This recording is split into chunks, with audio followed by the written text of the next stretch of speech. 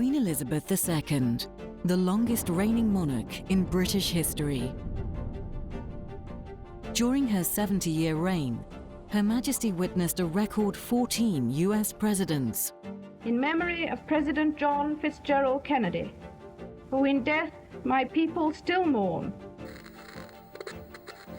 You, Richard Milhouse Nixon, do solemnly swear.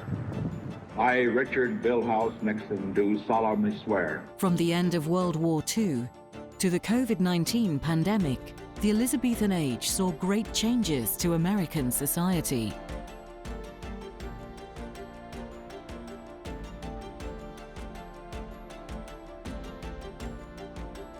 Some presidents flourished, others faltered in the face of division and uncertainty. But Queen Elizabeth II remained a constant symbol of hope and duty. This is Elizabeth and the Presidents.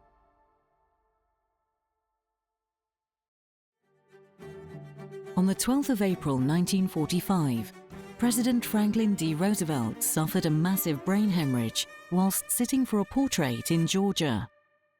The wartime leader passed away at the age of 63, and Vice President Harry S. Truman assumed the role of president the very same day.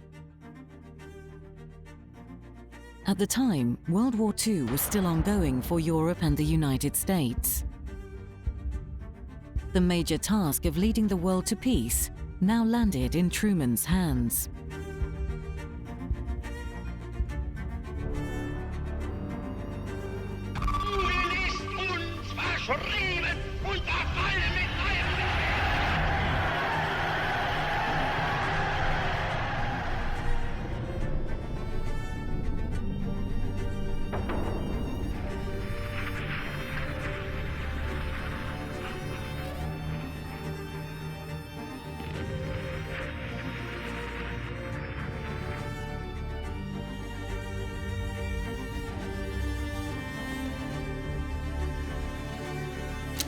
As Vice President, FDR had kept Truman in the dark about the Manhattan Project. With victory in Europe Day on the 8th of May 1945, Truman urgently needed to end the war with Japan and bring peace to the world. However, the Japanese refused to surrender. Truman now faced a choice that would change modern warfare forever. A short time ago, an American airplane dropped one bomb on Hiroshima and destroyed its usefulness to the enemy.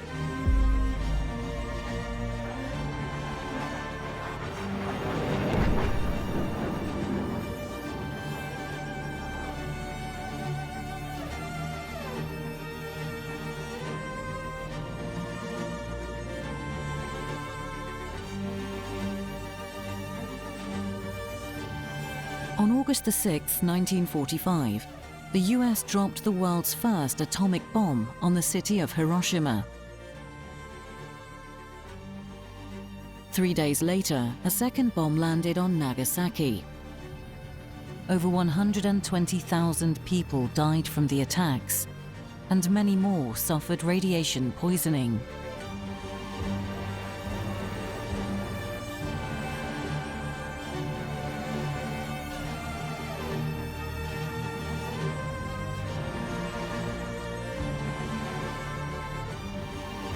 Received this afternoon a message from the Japanese government in reply to the message forwarded to that government by the Secretary of State on August 11th. I deem this reply a full acceptance of the Potsdam Declaration, which specifies the unconditional surrender of Japan. A new wave of cruelty and devastation ended the war.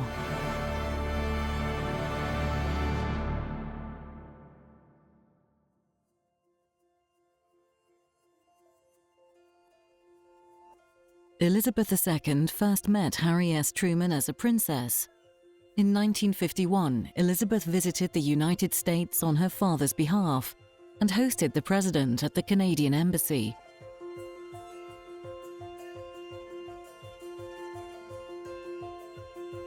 My husband and I thank you for this welcome to Washington.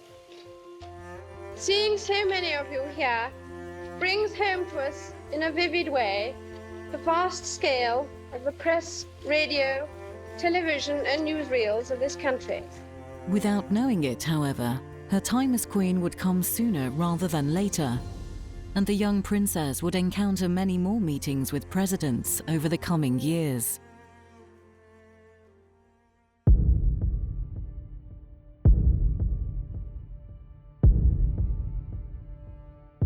Only a few months after meeting President Truman, Elizabeth's father, King George VI, passed away at Sandringham on the 6th of February 1952.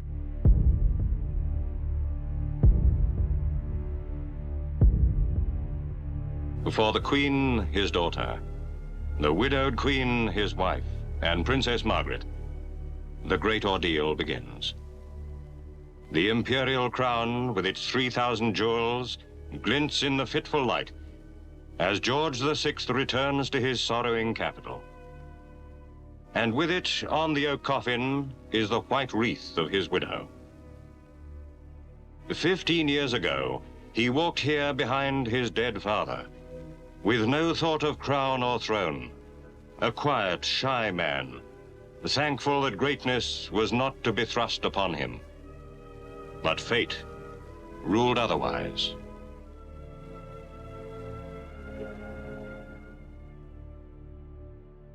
Upon the monarch's death, Truman said King George VI had shared the end of his reign all the hardships and austerities which evil days imposed on the brave British people.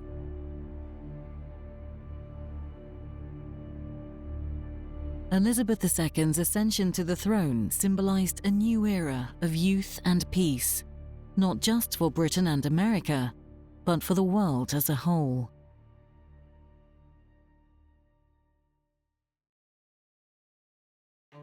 Just as the young Elizabeth II was finding her feet as queen, the American people elected a new president in November 1952, Dwight D. Eisenhower. My grateful thanks go out to each of you for your prayers, because your prayers for divine guidance on my behalf are the greatest gift you could possibly bring to me. As your prayers came from your hearts, so there comes from mine a very earnest one, that all of us, by our combined dedication and devotion, may merit the great blessings that the Almighty has brought to this land of ours. Eisenhower had earned the respect of the American public during World War II as Commander General of the forces in Europe. His military strengths and strategic mindset massively helped when it came to the tumultuous foreign policy issues during his presidency.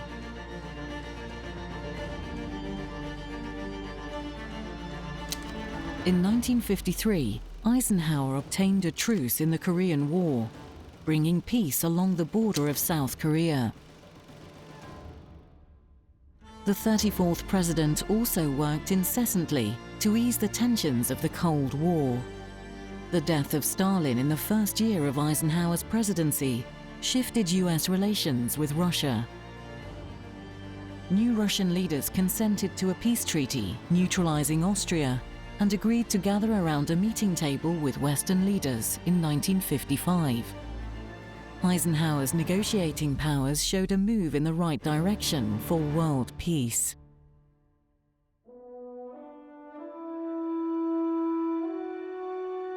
Eisenhower not only sought unity across the world, but also at home. In 1954, the Supreme Court ruled that segregated schools are inherently unequal. 3 years later, 9 African American students enrolled at Central High School in Little Rock, Arkansas. However, the students were met with fierce attack on their rights. Governor Orville Forbes ordered the Arkansas National Guard to surround the school and keep the 9 students from entering. Forbes's move angered Eisenhower. the 34th President sent the 101st Airborne Division into Little Rock to protect the 9 students and ensure the Supreme Court's rulings were upheld.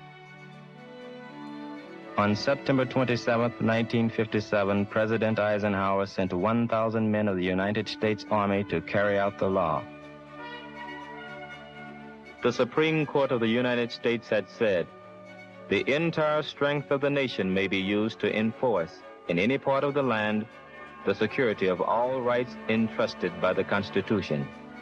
And that included my rights and the rights of 8 other Negro Americans who wanted to go to Central High School in Little Rock, Arkansas. We were Terrence Roberts, Thelma Mothershed, Elizabeth Eckford, Ernest Green, Carlotta Walls, Melba Patillo, Minnie Jean Brown, and Gloria Ray. And we were going to school again.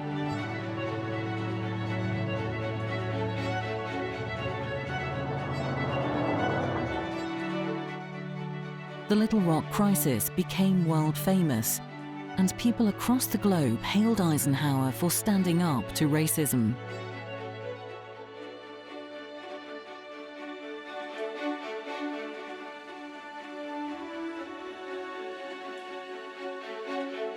Dwight D. Eisenhower left office after 2 terms in 1961.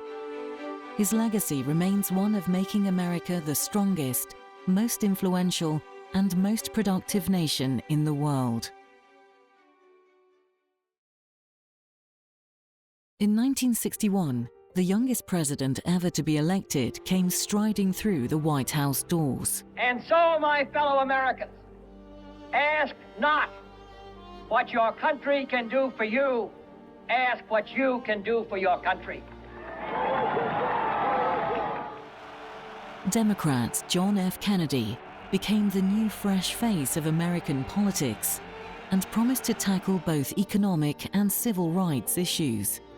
Kennedy pursued legislation to lower taxes, protect the unemployed, and increase the minimum wage.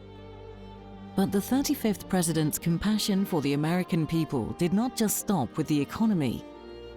He also proposed a Civil Rights Act, which would outlaw racial segregation in public spaces. After years of being treated like second-class citizens, African Americans all over the country would finally be able to eat, sit, and work next to white Americans. This nation was founded by men of many nations and backgrounds. It was founded on the principle that all men are created equal, and that the rights of every man are diminished when the rights of one man are threatened. Today we are committed to a worldwide struggle to promote and protect the rights of all who wish to be free. It ought to be possible for American consumers of any color to receive equal service in places of public accommodation, such as hotels and restaurants and theaters and retail stores, without being forced to resort to demonstrations in the street. And it ought to be possible for American citizens of any color to register and to vote in a free election without interference or fear of reprisal.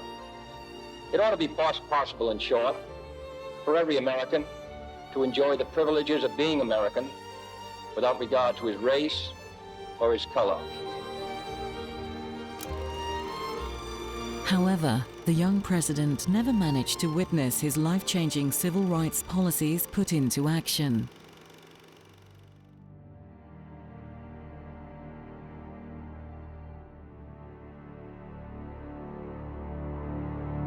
On the 22nd of November 1963, JFK was assassinated as he rode in a motorcade through Dealey Plaza in Dallas, Texas.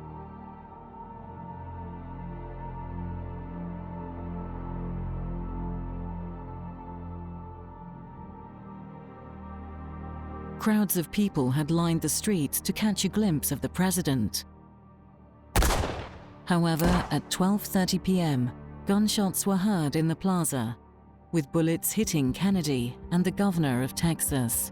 Coming down the street, and my 5-year-old boy and myself were by ourselves on the grass there on Palmer Street, and I asked Joe to wave to him, and Joe waved, and I waved, and the man That's all right, sir. You were right, As he was waving back, the shot rang out, and he slumped down in the seat, and his wife reached up toward him, and as he was slumping down, and the second shot went off, and it just knocked him down. JFK's tragic death shocked the world.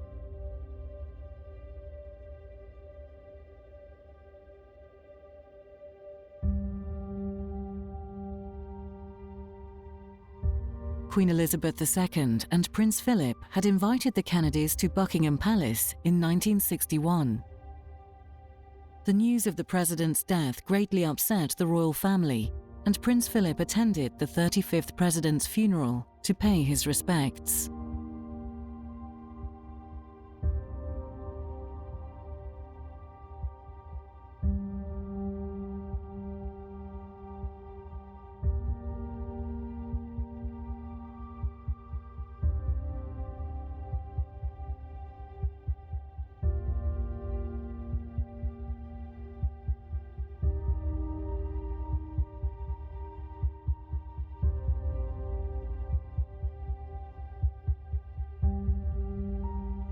In 1965, the Queen invited Jackie Kennedy, her daughter Caroline, and son John F. Kennedy Jr. to the opening of the JFK Memorial in Runnymede, where the Magna Carta was signed in 1215. The Queen gifted an acre of the land to the American people as tribute to the charismatic president. In memory of President John Fitzgerald Kennedy, who in death my people still mourn, and whom in life they loved and admired.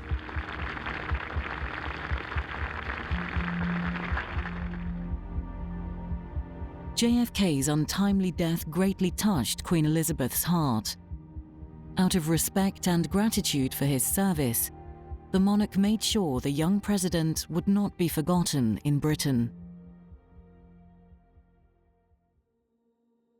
Shortly after Kennedy's assassination, Vice President Lyndon B. Johnson was sworn in as president. In some men, the presidency has bred greatness. They have become giants forged in the crucible of courage. Now begins a new chapter in the history of a nation grown great under the inspired leadership of great men. President Johnson faces his monumental tasks with a sense of integrity that is unquestioned, with knowledge that breeds respect, and with hope that God will guide his hand. Johnson made sure that JFK's progressive policies were finally put into action. The 36th president enacted the new Civil Rights Bill and tax cuts Kennedy had been urging for. Johnson changed the lives of millions of people, and in 1964, he was re-elected as president with the widest popular margin in American history. You, Lyndon Baines Johnson, do solemnly swear. I, Lyndon Baines Johnson, do solemnly swear. That you will faithfully execute. That I will faithfully execute. The office of the Presidency of the United States. The office of the Presidency of the United States. And will, to the best of your ability. And will, to the best of my ability. Preserve, protect, and defend. Preserve, protect, and defend. During the 60s, relations between the United States and United Kingdom were shaky. The UK's power had weakened, and the government refused to support the US's involvement in the Vietnam War. Why not negotiate now? So many ask me. The answer is that we and our South Vietnamese allies are wholly prepared to negotiate tonight.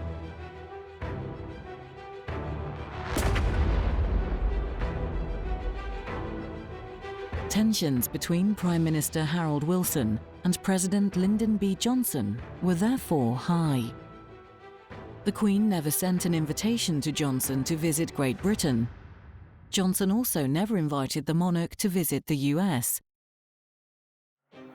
Instead, the British government sent the Queen's sister and brother-in-law, Margaret and Tony, to visit the White House in 1965 for a state dinner.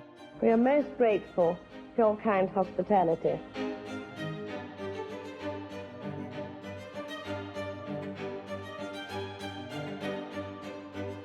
Johnson thanked the Earl and Countess of Snowdon for their friendship and parted with the pair late into the night. The trip proved a success at calming any tense relations. However, government diplomats back home banned the royal couple from future visits to the US on account of their party lifestyle. Lyndon B. Johnson led the United States to a brighter future for African Americans and showed proactiveness when it came to foreign and economic policy. However, Johnson remains the only US president to not meet Queen Elizabeth II during her reign. The reason why has never been confirmed.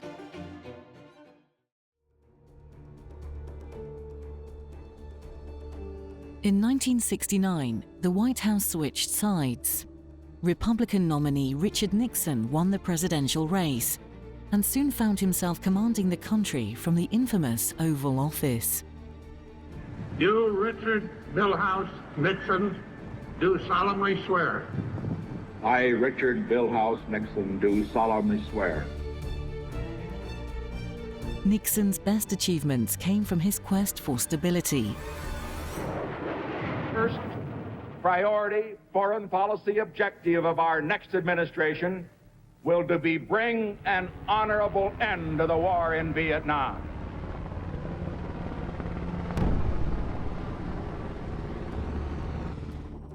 Elizabeth's fifth US president withdrew troops from Vietnam, ending the US's involvement in the conflict, and reduced tensions with China and the USSR. His time in office even oversaw man's first steps on the moon in 1969. Listen, Tranquility Base here. The Eagle has landed. Nixon won over the public's hearts again in the 1972 election.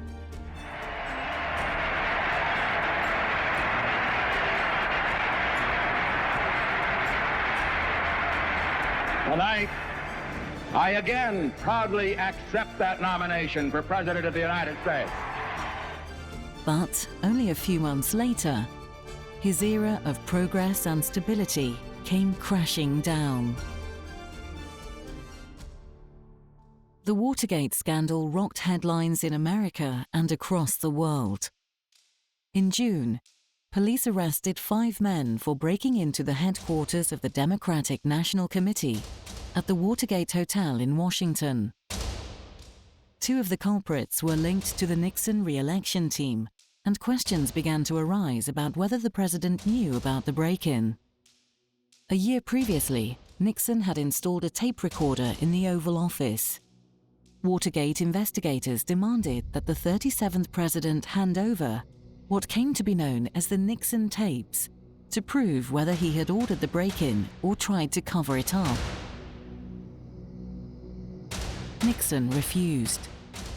2 years later, President Nixon faced 3 articles of impeachment: obstruction of justice, failure to comply, and misuse of power.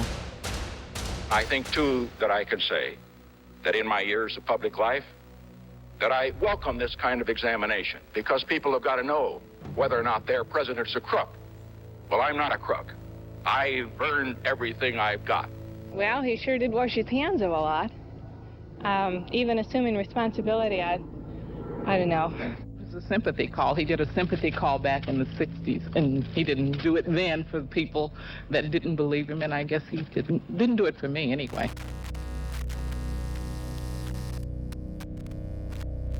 To continue to fight through the months ahead for my personal vindication would almost totally absorb the time and attention of both the President and the Congress in a period when our entire focus should be on the great issue of peace abroad and prosperity without inflation at home.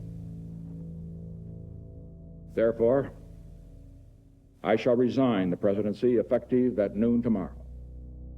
It has never been proven whether Nixon ordered the break-in, but the release of the tapes revealed the president did try to use the CIA to block the FBI's investigations. Interrogation of photos that yesterday they concluded was not White House, so they're not convinced it's a CIA thing. So the CIA be turned off with. Well, I ain't a further now, since I know that because I went home. You called in. You got a good deal. Play it out the way they play it. That's what we're going to play. Okay. Richard Nixon ultimately burnt down the trust between the American people and the government. Watergate changed US politics forever. In the beginning, I asked you to pray for me. Before closing, I ask again your prayers for Richard Nixon and for his family. May our former president, who brought peace to millions, find it for himself. Upon Nixon's resignation, Vice President Gerald Ford swore the oath of office in the East Room of the White House. Jerry Ford was an honest and open man with integrity. More than anything, he wanted to heal the country's wounds and end the people's hurt after Watergate.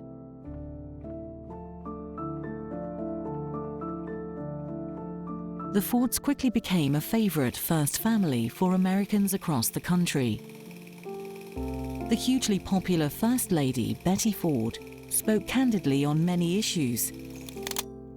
You are looking at the pattern of discrimination which must be ended before women are truly free.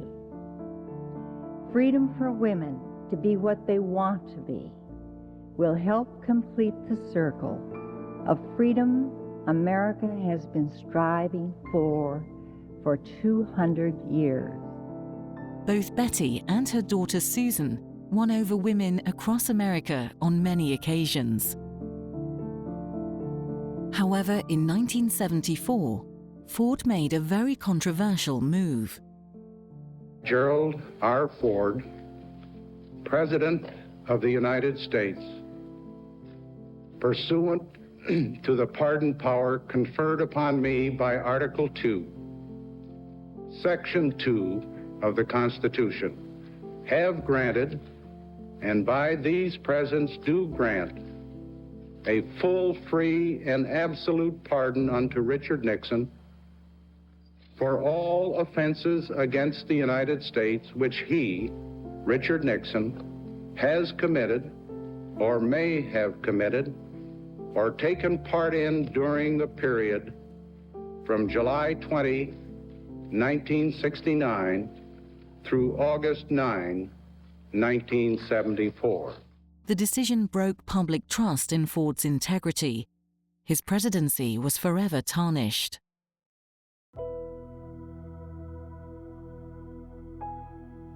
In 1976, America's first family invited Queen Elizabeth II and Prince Philip to the White House. The occasion marked 200 years of American independence, and the two leaders joined together on American soil to celebrate the bicentennial. The British and American people are as close today as two peoples have ever been. We see you as our strong and trusted friend, and we believe that you in turn will find us as ready as ever to bear our full share in defending the values in which we both believe. The Queen and Prince Philip joined the Fords at a celebratory state dinner. Prince Philip managed to catch a dance with a glamorous First Lady later in the evening, and many laughs were shared. The iconic moment, however, came when Gerald Ford invited the monarch onto the floor. The two leaders graciously swayed around the room together, and the moment soon symbolized the country's unwavering friendship.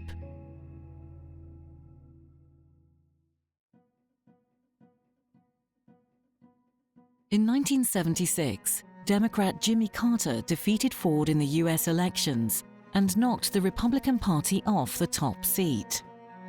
Let us learn together and laugh together and work together and pray together, confident that in the end, we will triumph together in the right.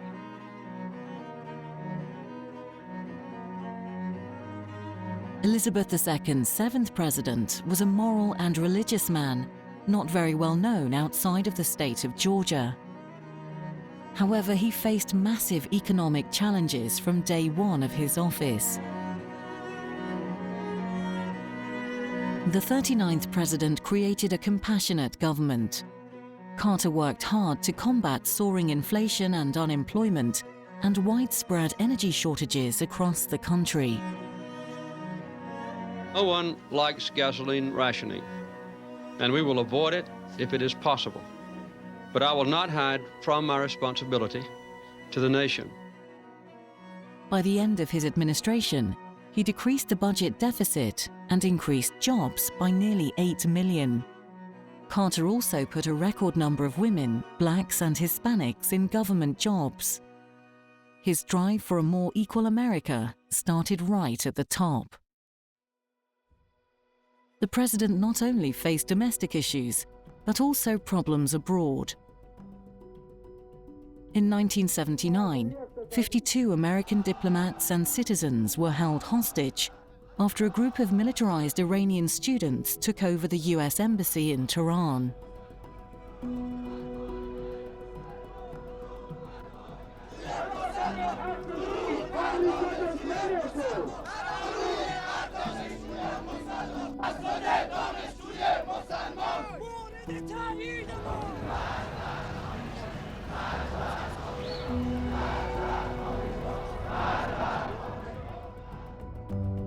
The Iran hostage crisis dominated the final 14 months of Carter's presidency. Mr. President, following up on your statement just now, when you were planning the rescue attempt, did you believe that all the hostages could have been removed from Iran safely, or did you feel that some could have been killed in the process? Republican opponent Ronald Reagan massively criticized the president's handling of the crisis, and it soon became a point of contention for voters. My criticism, I don't mind criticizing what has been done. And frankly, I don't think the president has done anything that he couldn't have done 5 months ago. After 444 days, Iran finally released the 52 Americans the same day Carter left office and Reagan was inaugurated. A political underdog, Carter was an honest and decent leader, but he lacked the time or circumstances to meet voters' high expectations.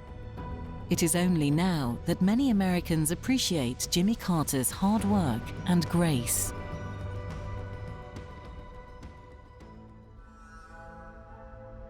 In 1980, Ronald Reagan's dream of reaching the highest office in the land came true.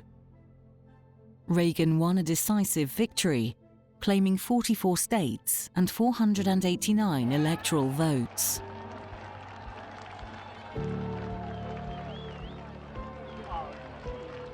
The Reagan era came crashing through the doors of the White House, and nothing could stand in its way.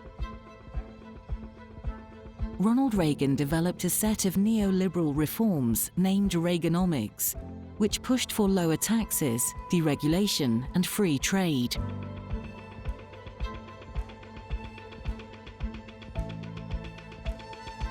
In this present crisis, government is not the solution to our problem. Government is the problem. The economic plan removed major government interference.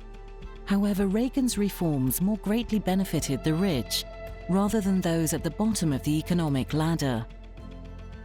Yesterday, as you know, I had an opportunity to meet with the nation's governors, and they all recognize that this program will require some belt-tightening, but many of them also agreed that only if our government grows less will our economy grow more. The economic policies targeted social and welfare programs, leaving many Americans financially desperate and plunging deeper into poverty.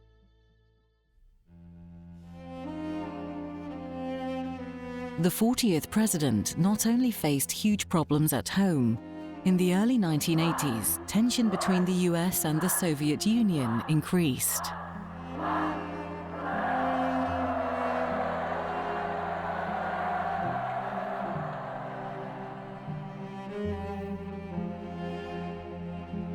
If history teaches anything, it teaches that simple-minded appeasement or wishful thinking about our adversaries is folly. It means the betrayal of our past, the squandering of our freedom. To ignore the facts of history and the aggressive impulses of an evil empire, to simply call the arms race a giant misunderstanding, and thereby remove yourself from the struggle between right and wrong and good and evil.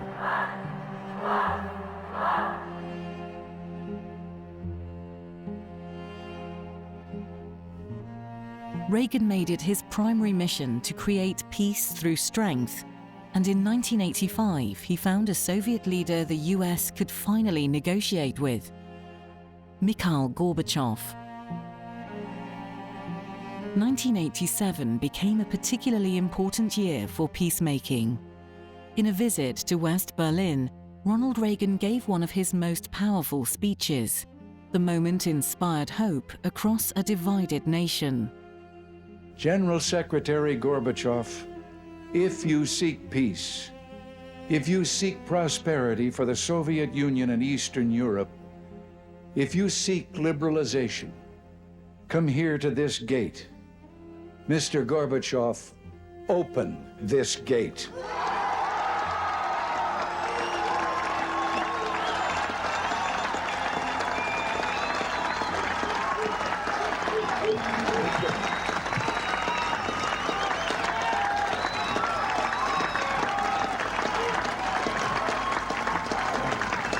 Mr. Gorbachev. Mr. Gorbachev, tear down this wall.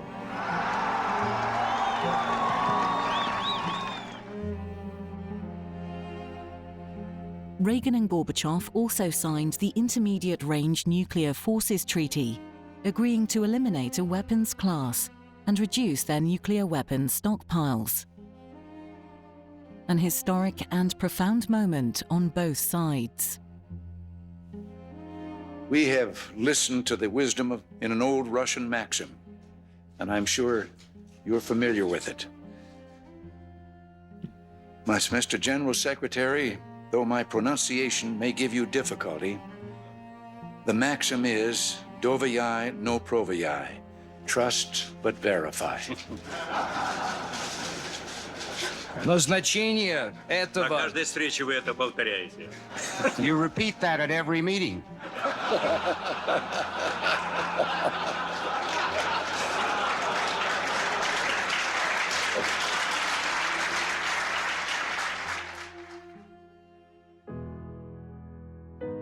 Reagan was one of the Queen's most favored presidents during her reign.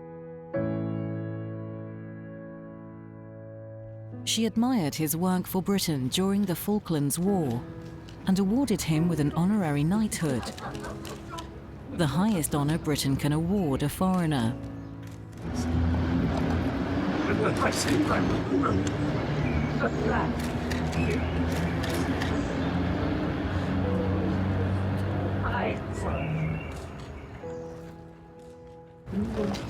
Mr. Reagan, how do you feel to receive this honor? What's that? How do you feel to receive this honor? I feel greatly honored. I can't tell you how much I appreciate it. Appreciative and how proud I am of this honor that they got me.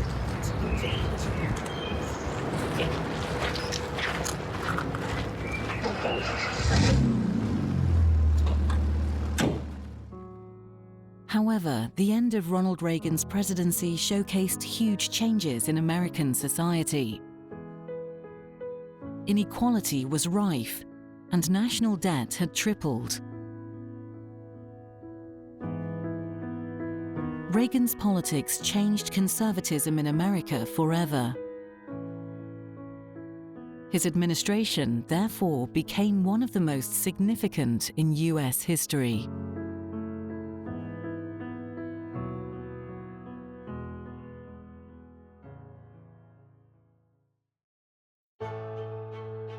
In 1989, Ronald Reagan's former vice president swore the oath of office. I will keep America moving forward, always forward, for a better America, for an endless, enduring dream and 1,000 points of light, This is my mission, and I will complete it. Only 9 months into office, the world changed for good. Americans everywhere watched the Berlin Wall fall and the Soviet Union collapse on their television screens. And through another hole, another East German takes advantage of the new liberties. After all, it's New Year's Eve. Anything goes tonight. Bits of the wall are still being chipped out as souvenirs. It's not easy. For the young, the Spartans are the attraction. They'll just know when they're much older that they were here for this historic moment. Gorbachev resigned, and Bush welcomed a new era of peace. However, foreign policy and military issues did not stop there. As the door on the Cold War closed, a new one opened with Iraq. Iraqi President Saddam Hussein invaded Kuwait. Bush reacted by sending 425,000 American troops into Kuwait and encouraged Allied forces to join the fight.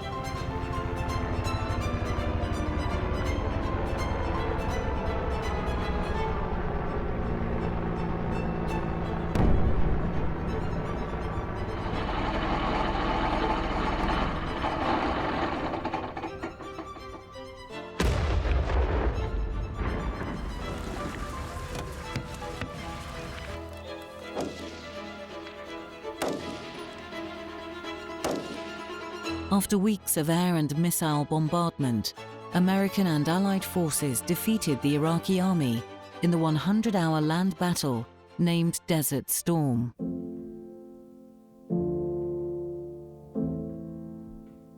However, whilst concentrating on foreign issues, problems at home began to worsen.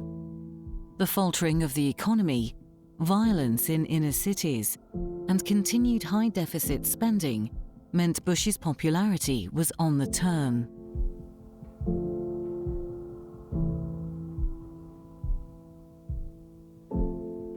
Bill Clinton offers a very old path: more government, more regulation, and more taxes. The American public soon looked to the Democratic Party for hope in the 1992 election. In 1992, the old guard gave way for the new. Bill Clinton, the first boomer generation president, swaggered through the White House doors. Today, a generation raised in the shadows of the Cold War assumes new responsibilities in a world warmed by the sunshine of freedom, but threatened still by ancient hatreds and new plagues. Well, my fellow Americans, this is our time. On this day, with high hopes and brave hearts, in massive numbers, the American people have voted to make a new beginning. Clinton achieved a long list of economic successes. The country saw the lowest unemployment rate in modern times, the lowest inflation rate in 30 years, and the highest home ownership in America's history. The 42nd president also proposed the first balanced budget in decades, and even achieved a budget surplus. With unemployment and inflation at their lowest levels in 2 decades, businesses and banks healthy and sound, new jobs being created every day, our economy is continuing to grow steady and strong. That's why we have to feel confident and continue our economic strategy. America was flourishing, and so was Clinton's popularity. Clinton showed much interest in Great Britain and Northern Ireland during his presidency. In 1994, Bill and First Lady Hillary attended the D-Day anniversary in Portsmouth.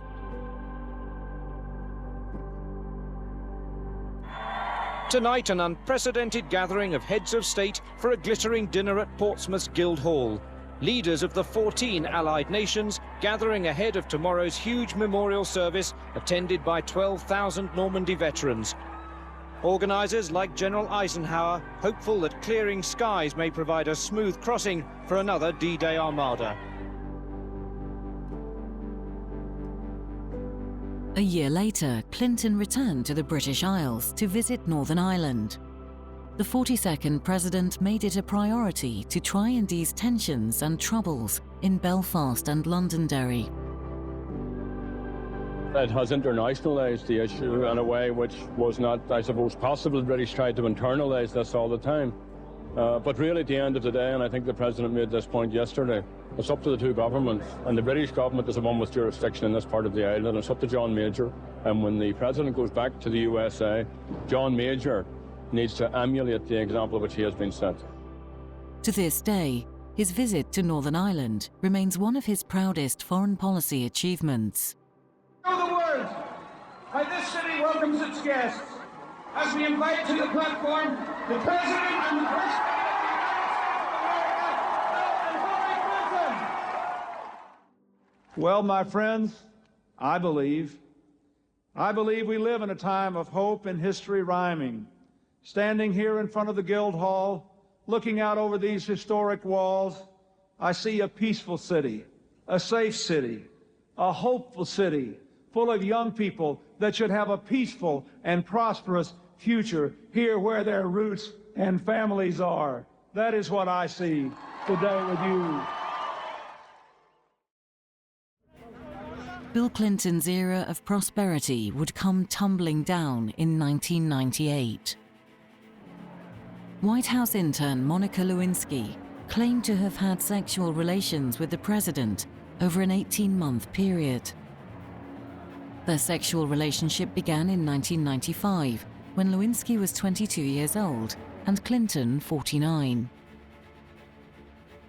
When the news report first released, Clinton denied the allegations to the media and in court.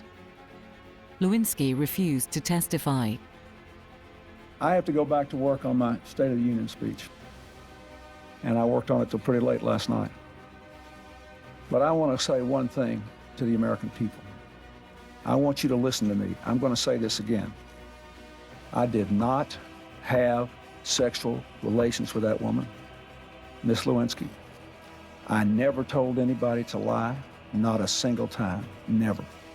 These allegations are false, and I need to go back to work for the American people. Thank you. There will not be a cover-up. There will not be an abuse of power in this office. And there is no credible charge that I violated any law, even way back in the dark ages or years ago when this happened. If I did something wrong, it will come out in the special counsel. They will find the truth. Let them do it.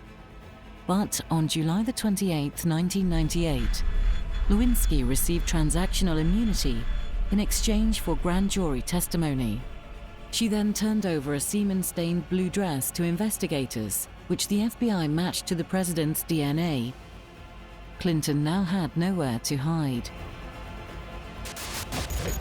As you know, in a deposition in January, I was asked questions about my relationship with Monica Lewinsky. While my answers were legally accurate, I did not volunteer information. Indeed, I did have a relationship with Miss Lewinsky that was not appropriate. In fact, it was wrong. Congress led trials against the president for obstruction of justice and perjury. However, after a 21-day trial, Clinton was acquitted and remained in office. Monica Lewinsky's life has since been wholly defined by her sexual relations with the president. The trial and revelations changed American political analysis forever. A president's personal life is now as much on the media radar as their policies.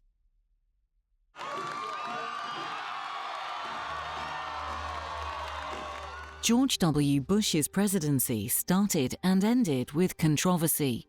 I, George Walker Bush, do solemnly swear. This is no longer an election. This is like Alice in Wonderland. I mean, we just get stranger and stranger, as Alice said. I've been thinking this is just the most bizarre thing I've ever heard. How they could get it, how it could be given to one, taken back. Now, oh, we're not sure again. Just the back and forth, not sure. It's bizarre. From his dubious 2000 election, right up to the Great Recession in 2008, Bush faced many barriers during his political journey. His two-term presidency still attracts analysis and media attention, nearly 15 years later. She loved her doll very much. See her little doll? What bird is that that cries jay? You know, the blue jay. Soon she who was alone said to her doll, "The shaman will go off alone to the top of the hill to listen for the words of the Great Spirit. Then we'll know what to do, so that once more the rains will come." The real challenge of Bush's presidency came on the 11th of September 2001.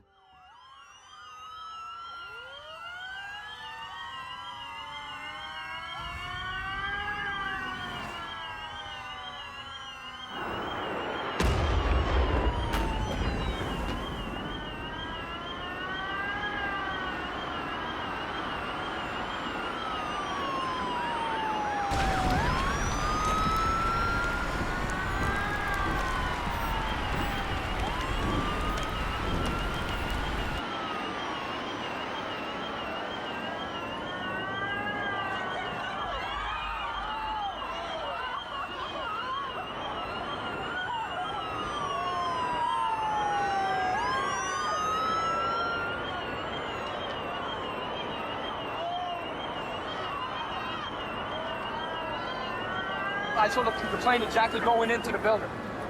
I was standing right there on 100 Church Street.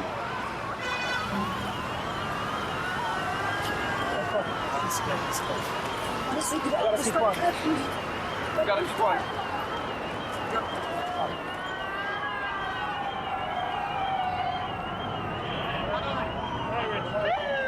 Get out of the street. Boom. Get out of the street.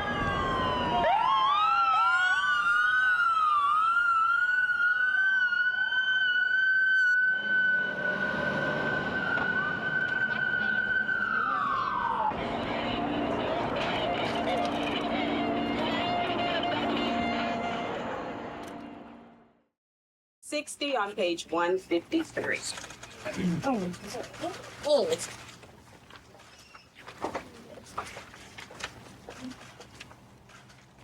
At the count of 3, everyone should be on page. The 9/11 terrorist attacks rocked the nation and sent shockwaves across the world.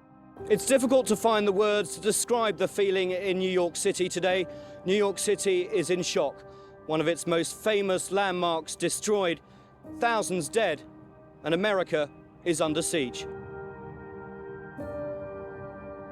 His father, George Bush Sr., declared that his son faced the greatest challenge of any president since Abraham Lincoln. Today, we've had a national tragedy. 2 airplanes have crashed into the World Trade Center in an apparent terrorist attack on our country. President Bush stepped up to the crisis and provided the American people with clear leadership. He refused to hide away in a bunker and insisted on returning to the White House on the night of the attacks. I want you all to know that America today is on bended knee in prayer for the people whose lives were lost here, for the workers who work here, for the families who mourn. This nation stands with the good people of New York City and New Jersey and Connecticut as we mourn the loss of thousands of our citizens. Bush's actions and powerful messages resulted in him becoming the most popular president in the history of polling, reaching a 90% approval rating in the immediate period after 9/11.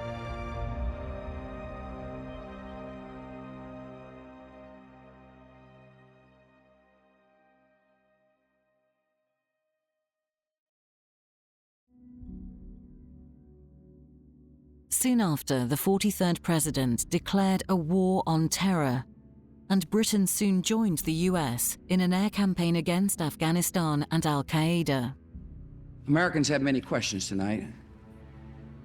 Americans are asking, who attacked our country? The evidence we have gathered all points to a collection of loosely affiliated terrorist organizations known as Al-Qaeda. This group and its leader, a person named Osama bin Laden, are linked to many other organizations in different countries, including the Egyptian Islamic Jihad and the Islamic movement of Uzbekistan. There are thousands of these terrorists in more than 60 countries. The war in Afghanistan eventually became the longest military conflict in US history, lasting from 2001 to 2021.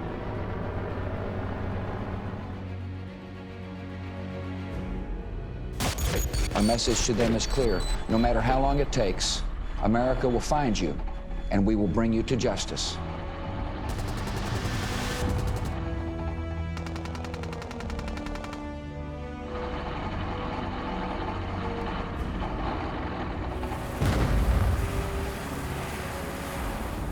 This, of course, is a moment of the utmost gravity for the world.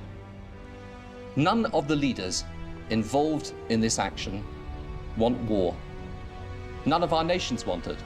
We are a peaceful people.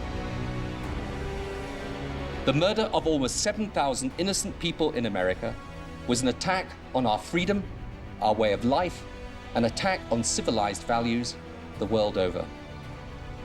We waited so that those responsible could be yielded up by those shielding them. That offer was refused. We have now no choice.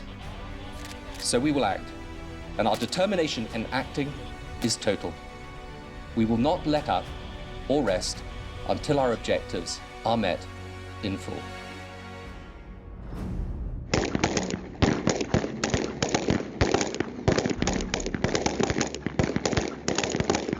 He vowed to protect the Western world from attacks by any means necessary.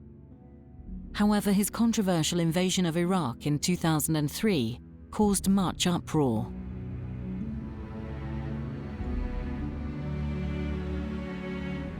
There's no doubt in my mind, we'll bring Al-Qaeda to justice, peace or no peace in the Middle East.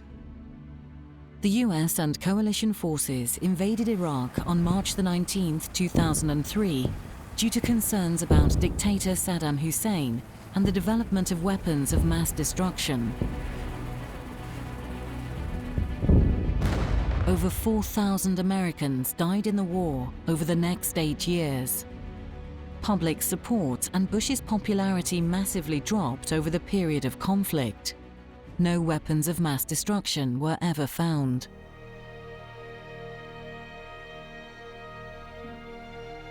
In his last year, Bush's popularity diminished, and a huge financial crisis began to take grip of the US. I know Americans are concerned about the adjustments that are taking place in our financial markets. The White House and throughout my administration, we're focused on them.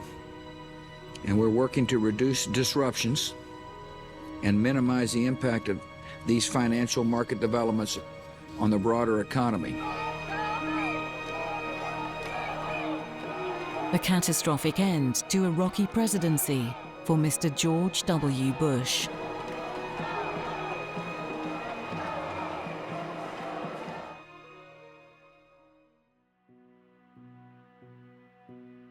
In 2008, Barack Obama's dream of becoming president came true. Ah! Oh, your hair was in front of your face. Gotta do it again. Fired up! Fired up! Ready to go! Ready to go! Fired up! Fired up! Ready to go! Ready to go! Go! Fired up! Ready to go! Woo! As the first African-American president, the significance of his victory cannot be underestimated.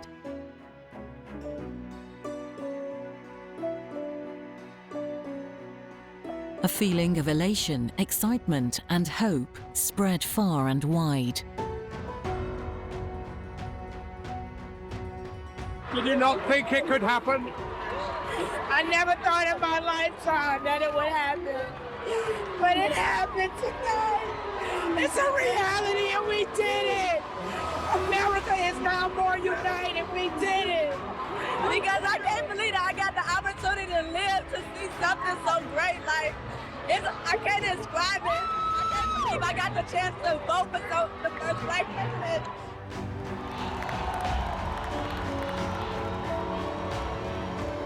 Slavery and racial abuse have haunted America's national identity for hundreds of years.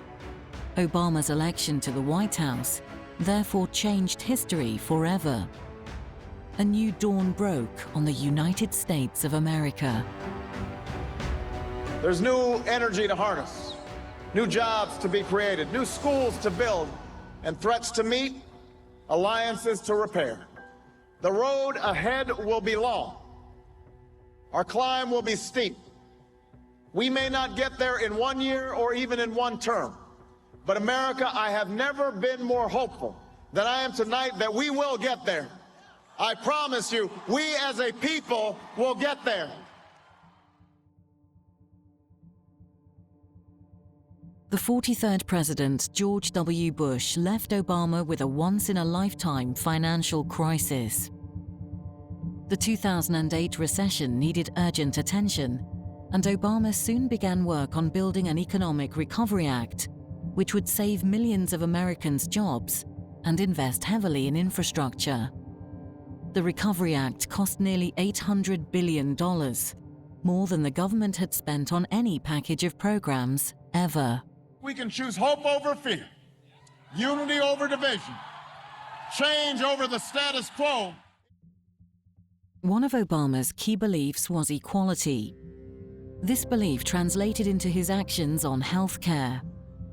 In his first term, Obama signed a legislation establishing health care as a fundamental right and increasing the affordability and accessibility for all Americans. I think the really interesting question is why it is that my friends in the other party have made the idea of preventing these people from getting health care their holy grail, their number one priority. The one unifying principle in the Republican Party at the moment is making sure that 30 million people don't have health care. Obamacare would become one of the most significant pieces of social legislation in American history. But with radical change comes backlash, and many conservative Americans took to the streets to protest.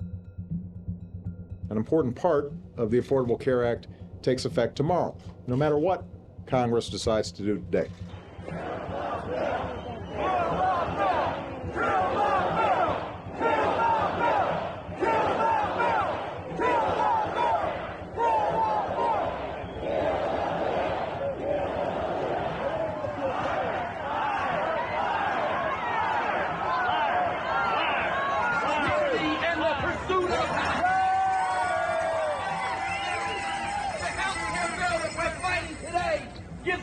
Control of our lives, undermines our liberty, and it certainly doesn't make anybody happy.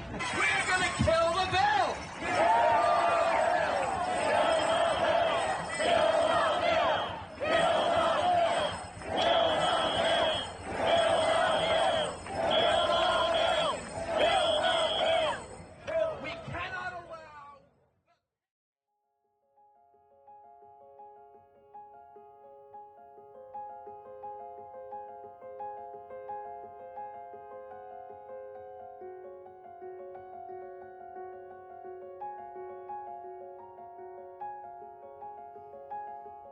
The 44th president became one of the most well-liked political leaders across the world during his time in office.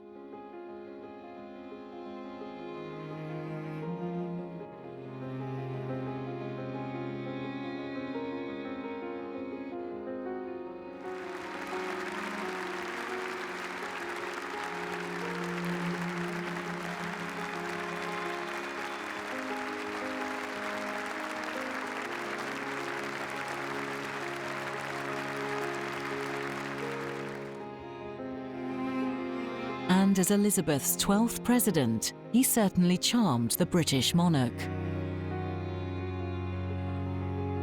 Obama visited the Queen on several occasions, with a private meeting at Buckingham Palace in 2009, a state banquet in 2011, and lunch at Windsor Castle in 2016 for Her Majesty's birthday. Today, the United States remains our most important ally, and our two nations contribute to the security and prosperity of our peoples and of the world through shared national interests. The Queen even kept asking palace officials to invite the Obamas back to visit after he left office, a sign he made a great impression on Elizabeth II.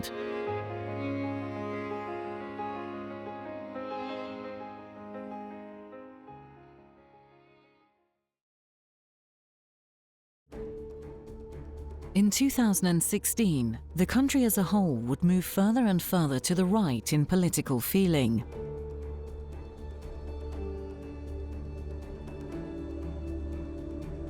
A media frenzy swarmed around Republican candidate Donald J. Trump, and a new period for American politics appeared on the horizon.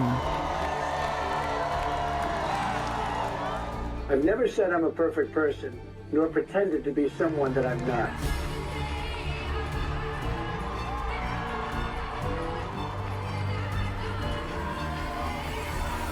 We now have the chance to elect a 45th president who will build on our progress, who will finish the job, who already has the respect of leaders around the world and the people they serve, who is smart and who is steady and who is tested.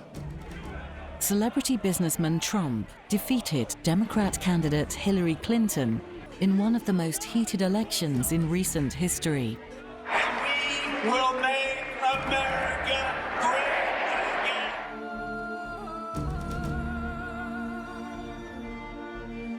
And while the campaign is over, our work on this movement is now really just beginning.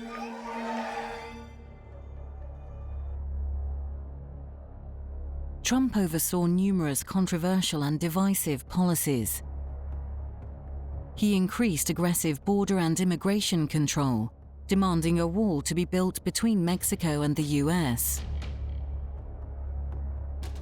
This policy particularly fueled racism from the far right in America. From this day forward, a new vision will govern our land. From this day forward, it's going to be only America first. America first. With economic policy, the president signed a major tax reform bill and put tariffs on foreign steel and aluminium. He also became the first US president to meet with a North Korean leader. In 2018, he held a summit with Kim Jong-un, and images of the historic moment spread far and wide across the world. Every decision on trade, on taxes, on immigration, on foreign affairs will be made to benefit American workers and American families. We must protect our borders from the ravages of other countries making our products, stealing our companies, and destroying our jobs.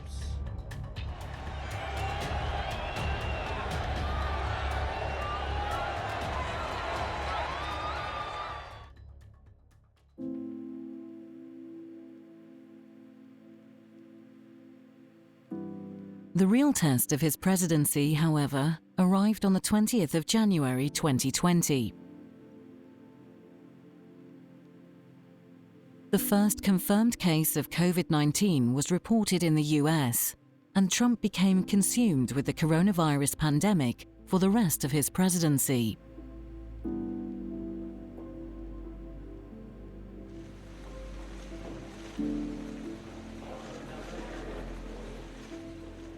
Going to do anything rash or hastily. I don't do that. But the country wants to get back to work.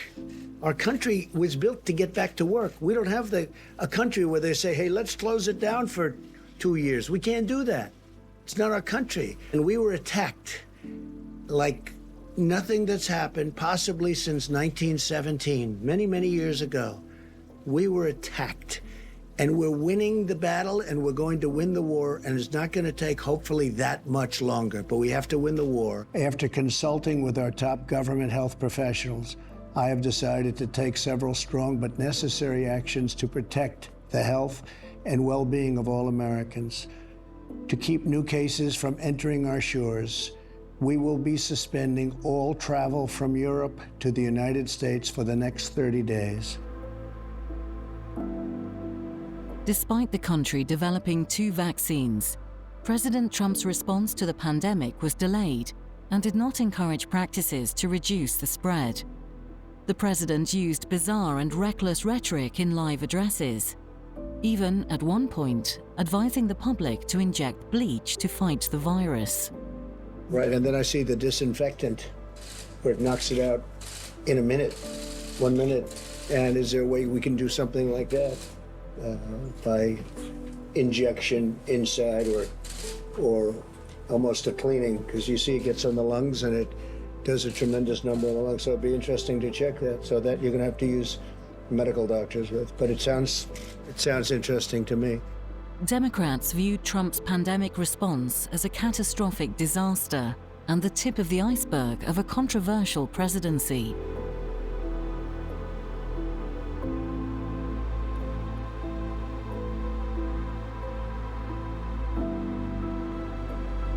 Over 400,000 Americans had died of COVID, and Trump's time in the White House was running out.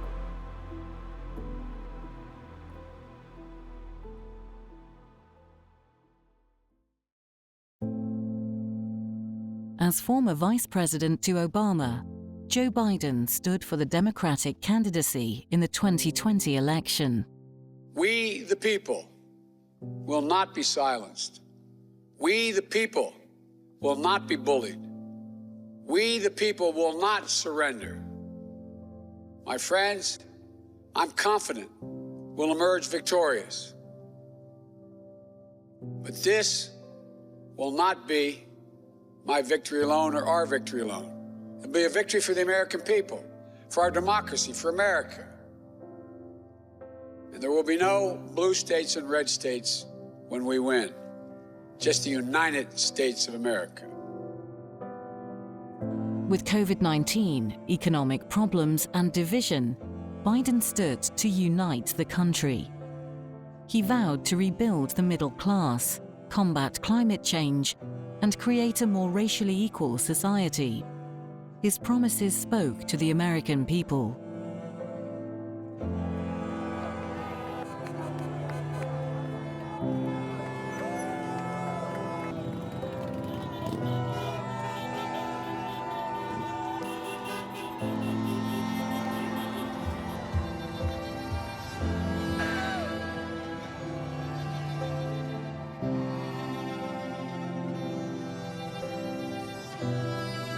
After 4 years of the Trump administration's scandals and controversies, Americans voted to put Biden in the White House.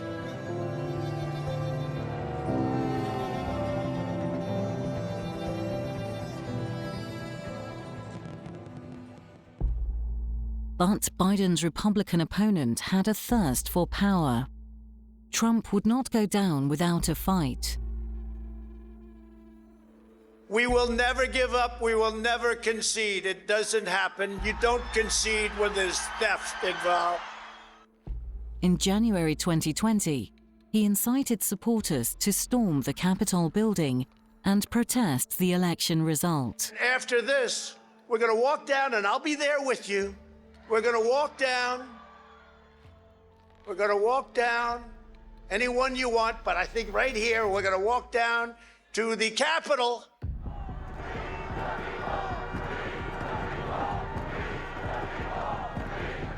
You're traitors! You're traitors!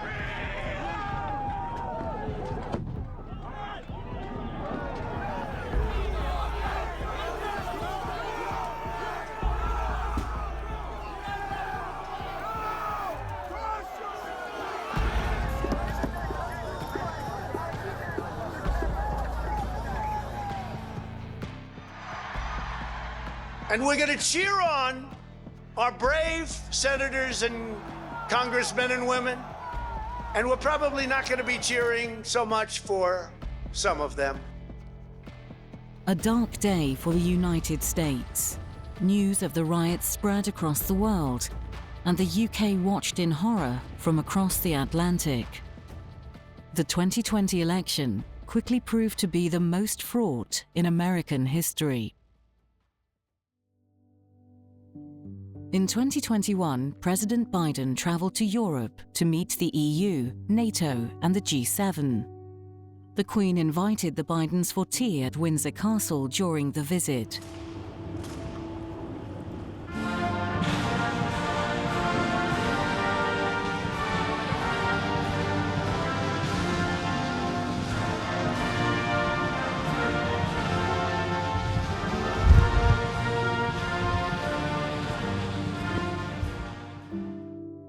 The occasion, only 2 months after Prince Philip's death, held much significance for the monarch, and Biden empathized with the Queen's loss.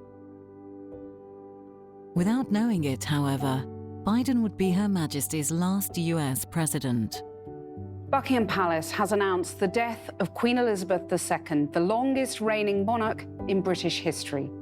Her reign lasted for 70 years, from post-war austerity and the end of empire through the expansion of the Commonwealth. She helped preserve the institution of the monarchy during times of massive social change. At her coronation, the Queen repeated her pledge to serve her people and fulfilled it throughout her reign with a combination of skill and a sense of duty. A wave of grief spread across Britain, the Commonwealth, and the world as a whole. President Biden led the period of mourning and condolence messages in the United States. She was the same in person as her image. Decent, honorable, and all about service. The Bidens also traveled across the Atlantic to pay respects at the great monarch's funeral. All of the living US presidents recounted their time spent with the Queen and honored her life of service, duty, and devotion to her people. She gave me a look that only a mother could give a child.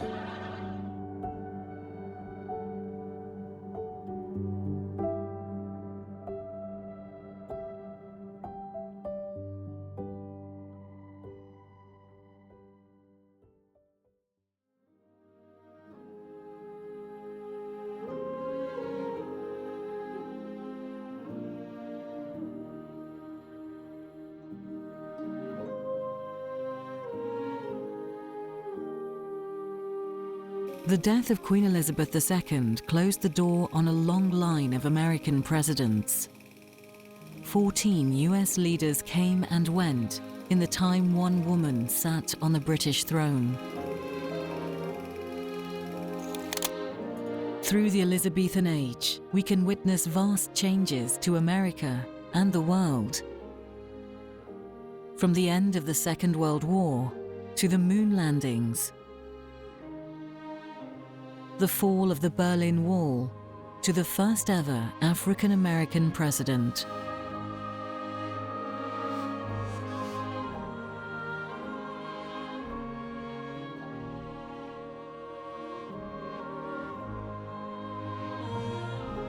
There will never be another reign quite like Elizabeth II's, nor a monarch quite so admired by the American people.